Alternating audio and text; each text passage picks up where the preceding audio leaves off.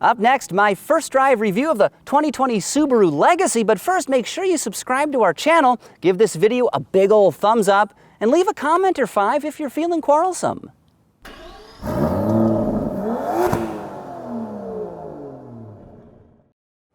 Subaru's Legacy has never really been my favorite family car. It's sort of the quirky choice thanks to its standard all-wheel drive and boxer engines. That eccentricity has not necessarily been enough to sell drivers that don't live in snow country or wear Birkenstocks all day. You know, the sort of folks that spin dryer lint into yarn, brew their own kombucha, or teach artisanal yodeling. This latest 7th generation model is brand new, and today I'm going to find out if it lives up to Subaru's claim that it's the most technologically advanced, premium, and best Legacy ever.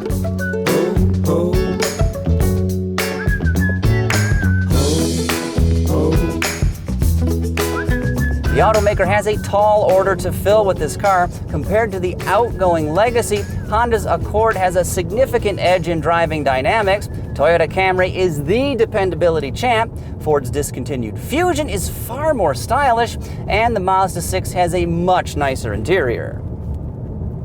But giving the 2020 Legacy more than a fighting chance is a solid foundation, the Subaru Global Platform, which is way stiffer and stronger than the architecture it replaces. Ahead of your shins, 2 different engines are available in the 2020 Subaru Legacy. The base offering is a heavily reworked 2.5-liter naturally aspirated 4-cylinder, and it delivers 182 horsepower with 176 pound-feet of torque, and that should get you to 60 miles an hour in about 8.4 seconds. As for fuel economy, expect 27 miles per gallon around town, 35 highway, and 30 mpg combined.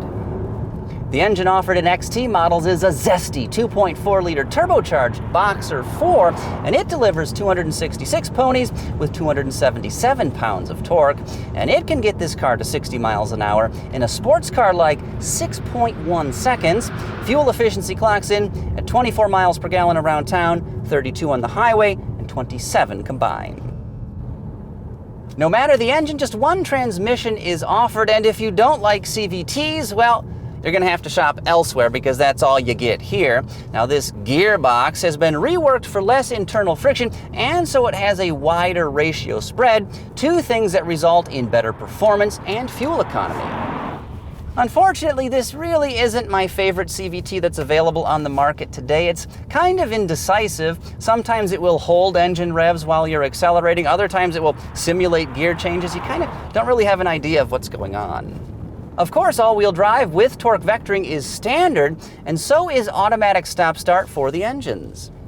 As for driving dynamics, acceleration with the 2.5-liter naturally aspirated engine is surprisingly adequate.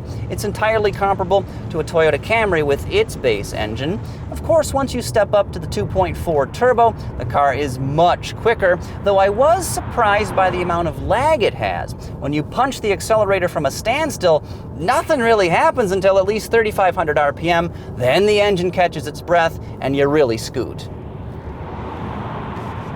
This car's biggest dynamic weakness is undoubtedly the steering. It's super light and nowhere near as engaging as what you get in an Accord or Mazda 6. Somewhat making up for that, EyeSight driver assistance technology is standard across the Legacy range. Now, this includes an array of amenities like lane departure warning, pre-collision braking, and adaptive cruise control, which admittedly is not new, but for 2020 lane centering is, which keeps this vehicle right in the middle of its lane of travel, makes driving a lot less stressful. Upscale models can be fitted with blind spot monitoring, rear cross traffic alert, and keyless entry with push button start and stop. Yeah, I didn't realize it either, but the button does 2 things. It's crazy. But unquestionably, the most eye-catching feature of this car is the available Starlink infotainment system with a massive 11.6-inch full-color touchscreen display, which absolutely dominates the dashboard in this car. More basic models aren't shortchanged, though. They come standard with 2 7-inch touchscreens. Keeping passengers and cargo happy, there's more interior room for shoulders and hips, legs, and even luggage. Trunk space clocks in at 15.1 cubic feet. If you haven't been in a Subaru for a while, I think you're going to be seriously impressed by this interior. No, it's not the best cabin in its class, but it is so much better, so much richer, so much more premium than what you got in the previous generation car.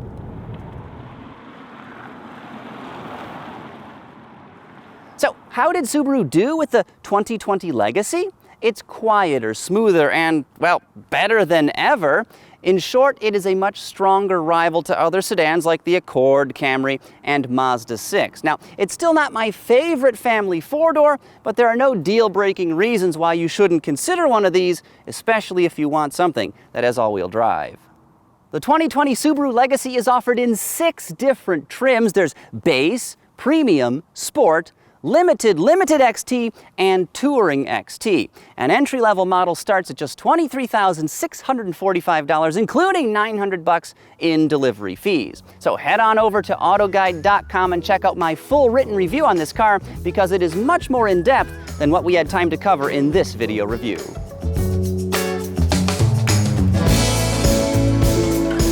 And before you go, don't forget to subscribe to the AutoGuide.com YouTube channel to get all of our latest features and vehicle reviews.